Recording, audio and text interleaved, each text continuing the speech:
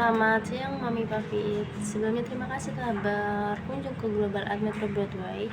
Boleh saya tahu tujuan Mami Papi datang ke Global Art itu untuk apa? Baik, sebelum menjelaskan mengenai Global Art itu apa, izinkan saya memperkenalkan diri terlebih dahulu. Perkenalkan, nama saya Miss Amel. Biasanya kami di sini semua biasa dipanggil Miss ataupun Mister. Jadi seperti itu Mami Papi. Selanjutnya, saya akan menjelaskan terlebih dahulu mengenai histori Global Art. Lalu selebihnya nanti juga akan dijelaskan oleh saya juga. Jadi Global Art itu merupakan perusahaan franchise yang siapapun bisa memiliki perusahaan tersebut jika membeli franchise-nya. Global Art pertama kali didirikan oleh founder kita yaitu Mr. Mahirgo pada tahun 1999 di Malaysia. Selanjutnya, saat ini kita sudah ada tersebar di 23 negara, khususnya dengan lebih 600 cabang. Global Art di Indonesia itu sudah ada sejak 2004 dan di saat ini kita sudah tersebar luas sudah memiliki 100 cabang. Jadi di Indonesia kita sudah berdiri sejak 21 tahun ya Mami Papi. Apakah Mami Papi mengerti mengenai Global Art melalui historinya terlebih dahulu? Jika sudah, saya akan menjelaskan mengenai Global Art itu apa sih. Jadi Global Art itu merupakan pendidikan non formal yang dimana kita itu menggunakan pendidikan otak kanan dengan media pendekatan media art 2 dimensi atau 3 dimensi yang nantinya di Global Art itu kita itu tujuannya dalam pendidikan otak kanan itu untuk meningkatkan fokus pada anak, meningkatkan kepercayaan diri pada anak, meningkatkan kreativitas serta imajinasi, serta memberikan stress release pada anak. Jadi seperti itu Mami Papi. Lalu selanjutnya kita tuh di Global Art itu memiliki 2 program, yaitu core program dan attachment program. Untuk core program kita itu ada yang namanya visual art. Jadi visual art itu merupakan proses teknik menggambar dan mewarnai yang nantinya kita menggunakan konsep ide cerita pada anak. Jadi nanti itu di dalamnya terdapat level-level sesuai dengan kemampuan anak pada usianya. Jadi seperti itu Mami untuk penjelasan mengenai visual art. Lalu selanjutnya itu ada enhancement program atau yang biasa kita sebut program tambahan, yaitu ada 2 dimensi dan 3 dimensi. Untuk yang 2 dimensi kita itu ada yang namanya karton, komik, dan acrylic painting. Sedangkan di 3 dimensi kita itu ada yang namanya jiklay, craft, terus cultural art dan deco art. Tujuan dari 2 dimensi dan 3 dimensi tadi yaitu untuk menuangkan kreativitas anak melalui teknik menggambar dan mewarnai. Lalu salah satunya yaitu melalui core program, yaitu tujuannya untuk meningkatkan fokus pada anak, kepercayaan diri pada anak, serta meningkatkan imajinasi dan kreativitas, lalu memberikan stress release pada anak. Jadi itu merupakan penjelasan mengenai Global Art itu apa sih. Jadi seperti itu Mami Papi. Jadi kita tuh di Global Art itu merupakan les kreativitas yang dimana kita bukan hanya menggambar saja dan mewarnai saja, tapi kita itu yang saya bilang tadi itu merupakan les kreativitas. Jadi seperti itu Mami Papi. Lalu selanjutnya Miss Amel akan menjelaskan mengenai perbedaan les menggambar di luar dengan les menggambar di Global Art. Mungkin yang tadi saya sebutkan, mungkin Mami Papi tahunya bahwa di Global Art itu hanya les menggambar saja, tetapi kita lebih dari itu Mami Papi. Jadi perbedaan yang pertama itu dari tujuannya. Tujuan les menggambar di luar itu biasanya hanya untuk meningkatkan kemampuan dalam menggambar dan mewarnai saja, sedangkan kita di Global Art itu tujuannya untuk mengarahkan anak agar nantinya mereka siap untuk memasuki yang namanya industri kreativitas. Jadi seperti itu Mami Papi. Lalu yang selanjutnya itu kita ada perbedaan dari aliran seni.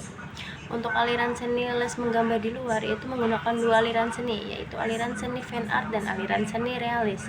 Untuk aliran seni fan art itu tujuannya hanya untuk membuat kesenangan pada pelukisnya saja. Misalnya kita tidak paham tentang lukisannya itu apa, terus tidak tahu maknanya itu apa, mungkin gambarnya tidak jelas, itu tidak apa-apa karena itu adalah bentuk kepuasan bagi pelukisnya. Jadi seperti itu. Lalu selanjutnya itu ada yang namanya realis. Untuk realis itu menggambar sesuai dengan bentuk aslinya, kita buat semirip mungkin, senyata mungkin dengan bentuk aslinya, maka nantinya semakin tinggi juga nilai value-nya. Jadi seperti itu. Contohnya itu di seni realis ada yang namanya kita menggambar hewan sesuai dengan bentuk aslinya, terus semirip mungkin dengan kayak seperti warnanya, terus bentuknya, seperti menggambar buah pun juga sama. Jadi seperti itu. Lalu kalau kita di global art, kita tuh menggunakan aliran seni yaitu commercial art, yang dimana kita itu mengedepankan nilai jual, ide jual dan konsep cerita nantinya. Jadi kita itu kalau komersial itu mengedepankan nilai dijual, jadi nantinya kita buat semakin inovatif, semakin kreatif, dan semakin up the book, maka tadi saya bilang semakin tinggi juga nilai value-nya. Untuk contohnya di komersial art itu ada yang namanya logo pada iPhone. Nah, di logo iPhone itu kita ada yang namanya bentuknya apel, tetapi di logo iPhone itu tidak terlihat memiliki warna, tidak terlihat 3 dimensi, tapi justru itu terlihat mahal. Karena apa? Konsep pada gigitan apelnya itu berbeda dengan konsep yang lainnya. Jadi seperti itu Papi untuk penjelasan mengenai commercial art yang ada di global art. Selanjutnya itu ada yang perbedaan melalui tekniknya. Jika les menggambar di luar itu menggunakan dua teknik, yaitu teknik menggambar dengan benar dan teknik mewarnai dengan benar. Sedangkan kita di global art itu menggunakan yang namanya 4 teknik, yaitu ada teknik penarikan konsep, teknik layering, teknik menggambar dengan benar, dan teknik mewarnai dengan benar. Untuk penjelasannya, untuk teknik penarikan konsep itu kita dibagi menjadi 2. Yang pertama itu tokoh utamanya itu mau dijadikan apa sih. Jadi di global art itu kita buat seinovatif mungkin, kita buat kreatif mungkin, out of the book mungkin, maka semakin bagus. Jadi yang tidak ada di dunia bisa kita gambarkan di global art asal memiliki nilai yang positif dan alasan yang jelas. Jadi seperti itu. Lalu yang kedua itu kita masukkan ide cerita atau yang biasa kita bilang my story. Selanjutnya kita masukkan ke teknik layering, lalu teknik menggambar dengan benar, dan teknik mewarnai dengan benar. Jadi begitulah penjelasan mengenai beberapa perbedaan les menggambar di luar dengan les menggambar di global art. Apakah kami Papi sudah sedikit memahami penjelasan mengenai global art itu apa ya? Jika sudah, saya akan melanjutkan menjelaskan mengenai pendidikan otak kanan. Baik, terima kasih. Jadi pendidikan otak kanan itu kalau di kita itu kan global art, jadi kita itu masuk ke pendidikan otak kanan karena kita itu les kreativitas.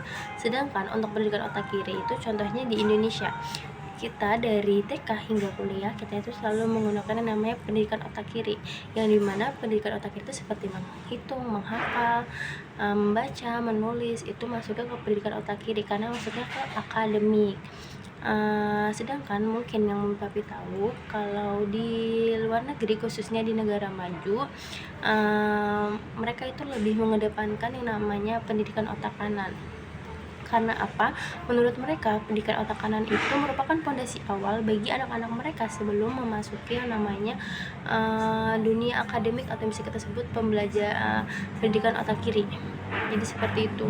Contohnya itu ada di negara Jerman. Di negara Jerman itu untuk anak usia 3 tahun, untuk anak di kelas 3 SD baru diajarkan yang namanya menghitung, menghafal bahasa, membaca dan menulis, karena sebelumnya mereka itu diajarkan terlebih dahulu pendidikan otak kanan.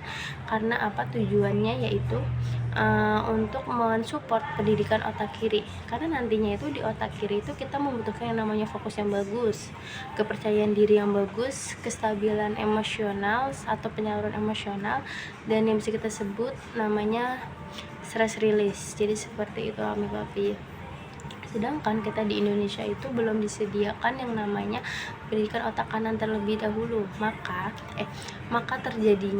akibatnya itu seperti anak-anak yang berada di sekolahan itu tidak bisa mengikuti pembelajaran dengan benar karena alasannya mereka itu memiliki fokus yang kurang bagus, kepercayaan dirinya yang kurang, dan sehingga mereka tidak bisa mengikuti pembelajaran di sekolahan. Maka dari itu mungkin yang kita tahu di Indonesia, kita itu di kelas 1 SD sudah harus dipas untuk bisa menghitung, menghafal bahasa, menulis dan membaca.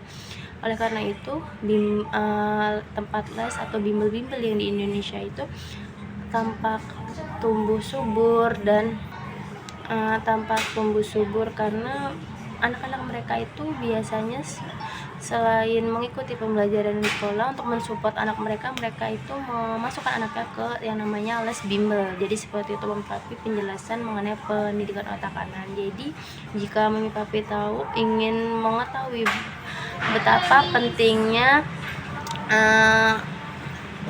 banyak orang tua menganggap global art itu penting karena membangkit anak-anak mereka itu mendapatkan manfaat yang bagus setelah bergabung ke global art. Jadi jika Papi ingin melihat beberapa preview di Google mengenai yang saya bilang tadi, pentingnya anak-anak mereka setelah mengikuti global art mendapatkan fokus yang bagus, terus kepercayaan diri yang bagus, serta memiliki stress release nantinya. Jadi seperti itu mungkin penjelasan mengenai global art itu apa, dari pengertiannya, dari perbedaannya, serta pendidikan otak kanan itu apa. Mungkin itu saja penjelasan dari saya. Jika ada yang ingin Mami Papi tanyakan, bisa ditanyakan terlebih dahulu. Sekian, terima kasih. Jika ada salah kata mohon dimaafkan.